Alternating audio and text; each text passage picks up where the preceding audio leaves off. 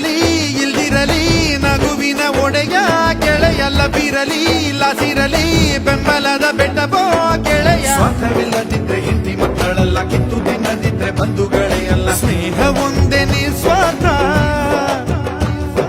ನಮ್ಮ ಮಾಡ ಮುಚ್ಚು ಬಟ್ಟೆ ಕಳ್ತಿ ಬಿದ್ರೆ ಎಷ್ಟು ಬೇಗ ನಾವು ಎಚ್ಚರಾಗುತ್ತೀವೋ ಅಷ್ಟು ಬೇಗ ಧಾವಿಸಬೇಕು ಒಬ್ಬ ಗೆಳೆಯನ ಕಷ್ಟಕ್ಕೆ.